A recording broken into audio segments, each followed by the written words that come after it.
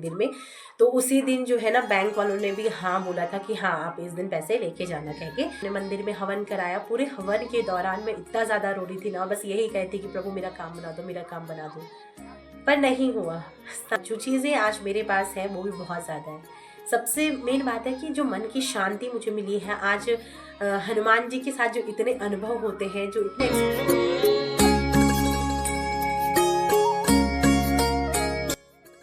जय श्री राम, जय बद्री विशाल। दोस्तों कैसे हैं आप सब? उम्मीद करती हूँ आप सब लोग बहुत ज़्यादा बढ़िया होंगे। मैं मोनिका डिमरी बद्रीनाथ उत्तराखंड से स्वागत करती हूँ आप सभी का आज के नई वीडियो में।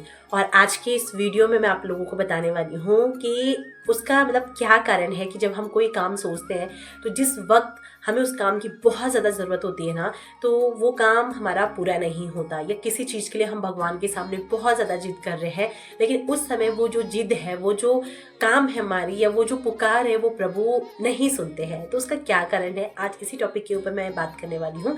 तो वीडियो स्टार्ट करने से पहले आप सभी को करना है एक छोटा सा काम। आपको कमेंट में लिखना है जय श्री राम या सीताराम हनुमान या जय नीम करौली बाबा जी। जिनका भाव भी आपके मन में आता है, मतलब जिनका नाम आपके मन में आता है ना, तो वही नाम आपको कमेंट बॉक्स में पूरी श्रद्धा भाव से लिखना है और वीडियो को लास्ट तक देखना है। वीडियो अच्छी लगे तो वीडियो को लाइक भी आप लोग कर सकते हैं, शेयर भी कर सकते हैं। तो चलिए वीडियो स्टार्ट करते हैं। तो सबसे पहले दोस्तों मैं आपको बताना चाहूँगी कि इससे पहले जो मैंने वीडियो पोस्ट करी थी जिसमें मैंने बताया था कि जो नीम करौली बाबा जी के हमारे पास पोस्ट आते हैं, संदेश आते हैं, उनके नीचे जो मैसेज लिखे रहते हैं, तो क्या हमको खुद को उनसे कनेक्ट करना चाहिए या नहीं। तो उसके नीचे बहुत सारे कमेंट आए थे, बहुत प्यारे प्यारे मैसेज आए थे आप सभी लोगों के।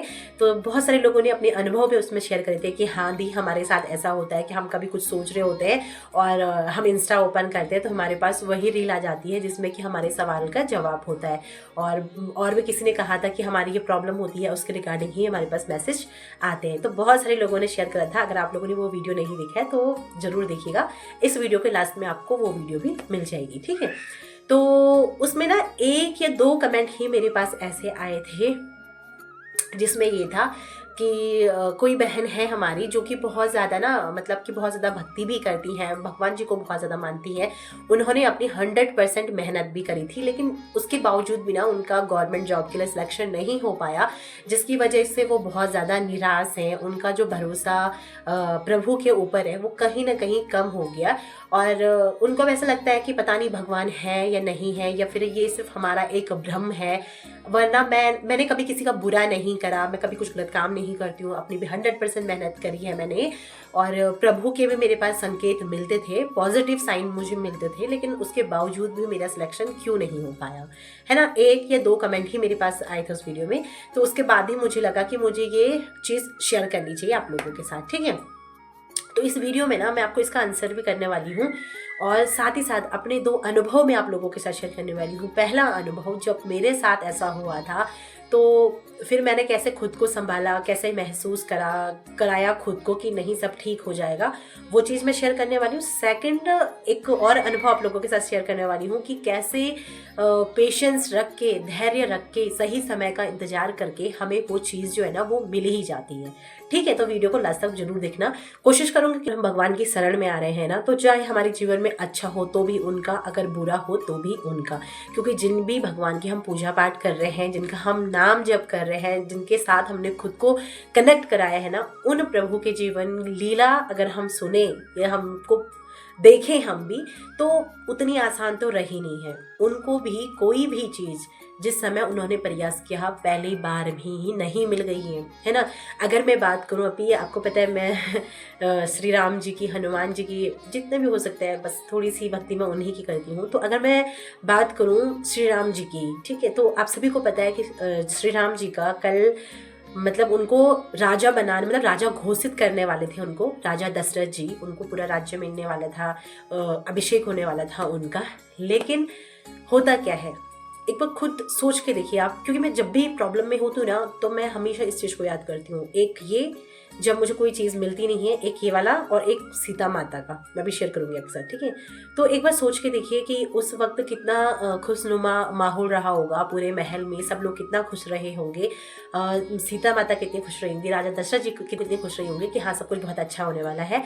और एक ही रात में कैसे सारी चीज़ें, मतलब जो किसी ने सोचा भी नहीं होता है, वो हो जाती है। जो चीज़ श्री राम जी को कल मिलने वाली थी, वही चीज़ उनको पूरा 14 साल इंतजार करने के बाद मिलती है। और उस 14 साल की जर्नी में भी उनको कितनी सारी कठिन परिस्थितियों का सामना करना पड़ता है ना। आप सभी को पता है इस चीज़ के बारे में। हो सकता है बहुत अच्छे से एक्सप्लेन नहीं कर पा रही हूँ, लेकिन आप लोगों ने इस चीज़ को सुना, बहुत सबने सुना है इस चीज़ के बारे में, है ना। तो उन्होंने भी हार नहीं मानी उस सिचुएशन में भी। उन्होंने भी किसी को दोष नहीं दिया। क्यों? क्योंकि उन्होंने भी सही समय का इंतजार किया, अपने कर्तव्यों का पालन किया, और उन्होंने भी कहा कि अगर ये होगा मेरे उसमें तो मिलेगा। जैसे उनको बोला गया, जिस रास्ते पे चलने के लिए उनको कहा गया, वो उस रास्ते पे चलते रही, और 14 साल बाद उनको वो सारी चीज़ें मिली जिसका वो कल इंतजार करने वाले थे, है ना। तो बात ये है कि जब तक जिस चीज़ का सही समय नहीं आया होता है ना, वो चीज़ हमें मिलती नहीं है। हम कितना भी प्रयास कर लें, अगर सही समय नहीं है तो वो चीज़ हमें नहीं मिलती है। पर इसका ये मतलब नहीं है कि वो हमें मिलेगा ही नहीं, मिलेगा। हमें अपना प्रयास जो है ना वो जारी रखना है, प्रभु पे भरोसा रखना है, प्रयास अपना जारी रखना है। जीवन लीला तो अभी समाप्त नहीं हुई है ना, जिंदगी बहुत बड़ी है। आज नहीं मिली तो कल मिल जाएगी, बस प्रयास हमको रखना है और भरोसा प्रभु पे अटूट रखना है कि अगर आज नहीं मिली मुझे ये चीज़, तो इसका कारण कि इसके बीच में कोई ना कोई मेरा पुराना प्रारब्ध, मेरा पुराना कर्म बीच में आ गया हो, जिस वजह से मुझे मेरी मेहनत का फल नहीं मिला। लेकिन मैं हार नहीं मानूंगी, मैं प्रभु की भक्ति करूंगी, नाम जप करूंगी, सब वो काम करूंगी जिससे मेरे जो पुराने बुरे कर्म हैं वो सारे समाप्त हो जाएं, और सारे अच्छे अच्छे कर्म करूंगी जिससे मैं जो भी काम करूं उसमें मुझे सफलता मिले। इन्हें भी जब सीता माता का पता लगाया तो उनको बीच में कितनी सारी कठिन परिस्थितियों का सामना करना पड़ा था, तब जाके उन्होंने माता का पता लगाया। माता को वापस लाने के लिए भी कितनी सारी चीज़ें उन्होंने करी, तब वापस लाए। तो ये चीज़ 1 या 2 दिन में तो नहीं हुई ना, या फिर उन्होंने भी ऐसा नहीं सोचा कि हमने पहला प्रयास किया, हम असफल हो गए तो हम चीज़ों को छोड़ देते हैं। नहीं, हम असफल हुए हैं तो हमें वापस से पूरी मेहनत से, जोरों शोरों से अपनी कोशिश करनी है और वापस से खड़ा होना है अपने सपनों के लिए और जीत कर दिखाना है। दोस्तों, जीवन में ना कितनी भी कठिन परिस्थितियाँ क्यों ना ही हो, हमें हार कभी माननी नहीं है। अगर हम प्रभु पर विश्वास रखते हैं ना, तो बस उन पर ही अटूट विश्वास रखो और यकीन मानो, जो चीज़ वो हमें देंगे ना, वो कोई हमें वैसे भी नहीं दे सकता है। उनसे नाराज होकर या उनके सामने ना बैठकर, उनसे बात ना करके, ऐसा तो है नहीं कि हमारा काम हो जाएगा, नहीं होगा ना। लेकिन अगर हम फिर भी एक उम्मीद, एक विश्वास उन पर बना के रखते हैं ना, तो हमको जीने के लिए एक हिम्मत मिलेगी। चाहे कितनी भी सारे रास्ते भी बंद हो ना, एक हमें उम्मीद रहेगा कि नहीं, मेरा प्रभु मेरा साथ है, कुछ गलत नहीं होगा। मैं आज हारी जरूर हूँ, लेकिन मैं हार नहीं मानूंगी, मैं फिर से लड़ूंगी और जीत कर दिखाऊंगी, मेरा प्रभु मेरे साथ है। ये हिम्मत हमारे अंदर रहेगी। प्रभु खुद आके हमारा वो कार्य भले ही ना करें, लेकिन प्रभु हमें इतनी ताकत जरूर देते हैं कि हम उस कार्य को कर पाएं। हिम्मत नहीं हारने देते हैं प्रभु। तो ये चीज़ होती है, अगर हम प्रभु के शरण में रहते हैं ना, तो हमें हिम्मत मिलती है। हमारा मन जो इतना ज़्यादा भटकने लग जाता है ना, वो शांत होने लगता है, और उस कार्य को करने के लिए हम फिर से सोचने लगते हैं कि हमने कौन कौन सी गलतियां करी, जिनको हम सुधारें, और हम उस कार्य को फिर अच्छे से करने लगते हैं। तो इसीलिए जब भी जीवन में कठिन परिस्थितियां आई, अपना नाम जाप और ज़्यादा करो, नाम लेखन करो। मैं तो हमेशा यही कहती हूँ कि नाम लेखन करो। जो भी चीज़ें हमारी लाइफ में प्रारब्ध के द्वारा हमको भुगतना होगा ना, वो जल्दी जल्दी से निपट जाएंगी, जितना ज़्यादा हम नाम लेखन करते हैं और नाम जाप करते हैं। तो कुछ भी हो जाए, कितनी भी विपरीत परिस्थितियाँ हो, नाम लेखन जरूर करो। उन जिनका भी आपको प्रिय है, श्री राम जी का या किसी और प्रभु का, आप उनका नाम लेखन करो, पर उनके प्रति अपनी भक्ति अटूट रखो। किसी 1 या 2 कार्य ना होने पर अपनी भक्ति मत तोड़ना, वरना बहुत घाटे में रहोगे। आगे तो पता नहीं कैसी जिंदगी में परिस्थितियाँ आती हैं, हार जाओ।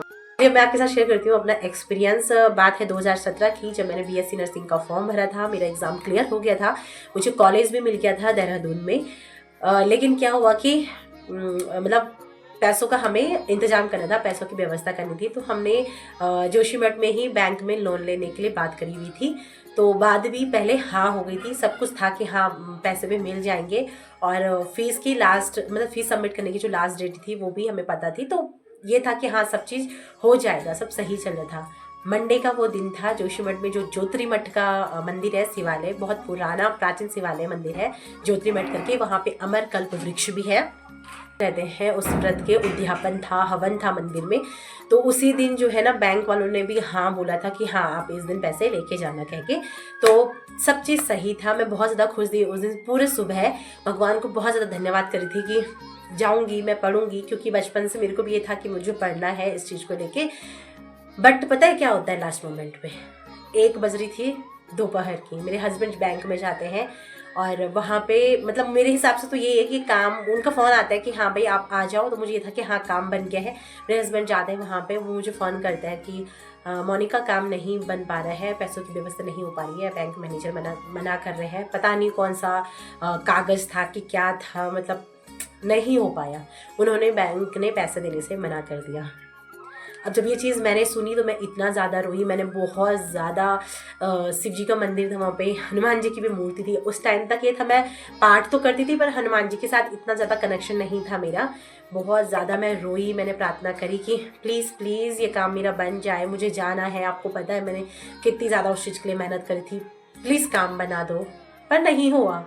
शाम हो गई, उसके बाद मेरे हस्बैंड वहाँ से वापस आए। हमने मंदिर में हवन कराया। पूरे हवन के दौरान मैं इतना ज़्यादा रो रही थी ना, बस यही कहती कि प्रभु मेरा काम बना दो, मेरा काम बना दो। पर नहीं हुआ। शाम हो गई, दूसरा दिन भी बीत गया, तीसरा दिन भी बीत गया। कॉलेज का भी फ़ोन आया, वो भी ऐसे ही चली गया। फिर घर वालों ने भी कुछ बहुत सारी चीज़ें बोली, मैं नहीं जा पाई। कितनी रात तक मैं सो नहीं पाई थी, क्योंकि होता है जब जो चीज़ हम भगवान से इतनी शिद्दत से मांग रहे होते हैं, बहुत मेहनत हमने करी होती है, वो हमें मिलती नहीं है, तो बहुत डिमोटिवेशन हमारे अंदर आता है, बहुत डिप्रेशन होता है। हम समझ नहीं आता कि ये चीज़ हमारे साथ क्यों हो रही है। नहीं मिली वो चीज़, मैं नहीं जा पाई। उसके कुछ दिनों तक मैं बहुत ज़्यादा रोती, बहुत ज़्यादा रोती रही। फिर क्या हुआ कि वो चीज़ हो गई थी, तो मैं अपने हस्बैंड के साथ आ गई थी। तो फिर मैंने हनुमान जी से, मतलब फिर मैं पूजा पाठ करने लगी हनुमान जी की। मैं तब थोड़ा और हनुमान चालीसा का पाठ करने लगी, क्योंकि होता ना जब दुख ज़्यादा आने लगते हैं तो हम भगवान की शरण में और ज़्यादा आ जाते हैं। तो उसके बाद फिर मैंने हनुमान चालीसा का पाठ करा। और उस 3 बार मैं करती थी, पहले 1 ही बार करी थी। उसके बाद जब ये प्रॉब्लम हुई तो 3 बार करने लगी। फिर मैंने भगवान को बोला कि मेरे को वहाँ तो आपने जाने नहीं दिया, तो अब मुझे कोई ना कोई आप जॉब ज़रूर दिलाना इस चीज़ के लिए।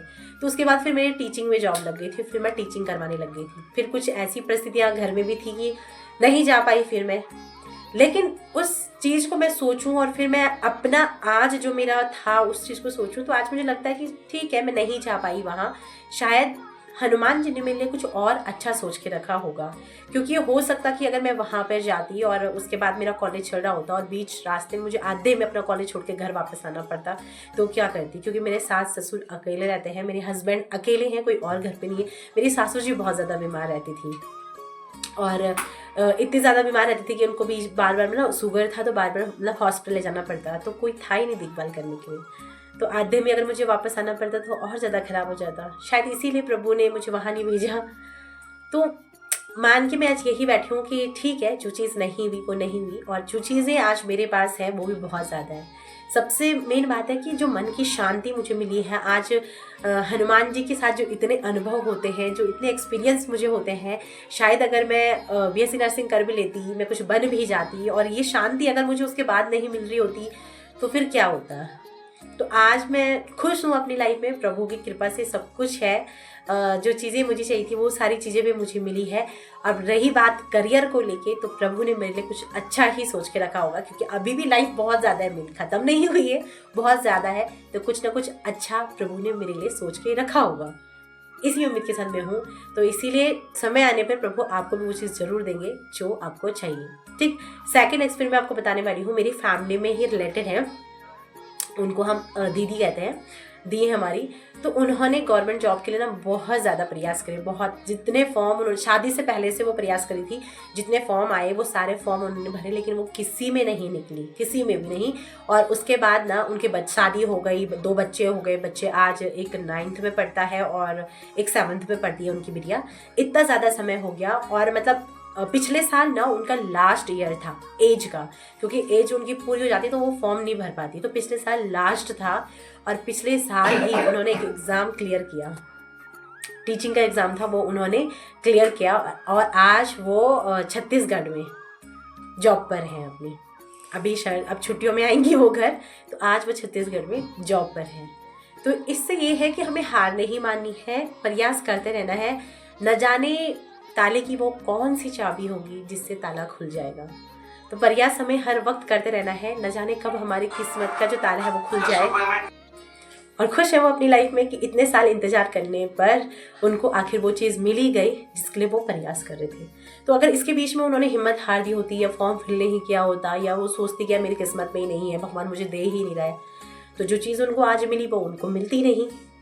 तो दोस्तों प्रयास हमें हर वक्त करते रहना है, लास्ट तक करते रहना है। बाकी ऊपर वाले के ऊपर छोड़ देना है कि वो कब तक हमें हमारी मेहनत का फल देता है।